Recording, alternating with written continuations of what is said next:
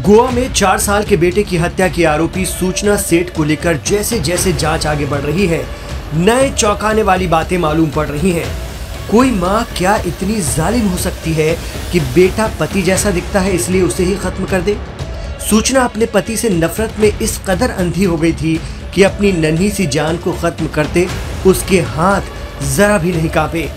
क्या नफरत ममता पर भी भारी हो सकती है? बताया जा रहा है कि सूचना सेठ ने पुलिस पूछताछ में हैरान कर देने वाली बातें कही हैं। उसने गोवा का सफर ही इसलिए किया था कि उसका शौहर वेंकटरमण अपने बच्चे चिन्मय से न मिल सके। इतना ही नहीं, सूचना ने अपने दोस्तों और परिवार के सदस्यों को बताया था कि उसका बेटा चिन्मय पति जैसा दिखता है और अलग हो चुके पति की याद दिलाता है। ये बात भी सामने आई है कि बच्चे के पिता वेंकटरमण ने शनिवार को सूचना को कॉल किया था। उसने रविवार को समय बिताने के लिए बच्चे को बेंगलुरु के राजाजी नगर अपने घर लाने की जानकारी दी थी। हालांकि सूचना ने अपने पति के घर जाने से इनकार कर दिया।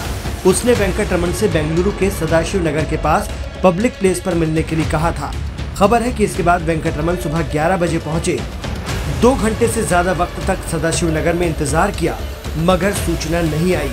उन्होंने उसे कॉल, मैसेज और ईमेल करने की कोशिश की, लेकिन कोई जवाब नहीं मिला। इसके बाद वो काम के सिलसिले में इंडोनेशिया चले गए।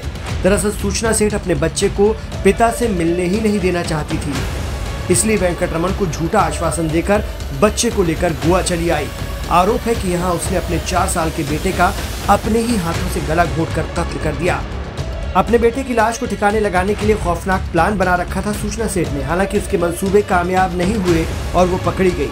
पुलिस के मुताबिक जब सूचना गोवा से बेंगलुरु जा रही थी तब रास्ते में 4 घंटे का ट्रैफिक जाम रहा। इससे वो लेट हो गई। तभी पुलिस ने कैब ड्राइवर को फोन किया और कहा कि सूचना को बिना बताए किसी थाने के पास गाड़ी रोक दो और हमें जानकारी दो। सूचना को इसकी भनक नहीं थी कि कैब ड्राइवर गाड़ी को कहां ले जा रहा है। जैसे ही गाड़ी थाने के पास रुकी, उसके होश उड़ गए।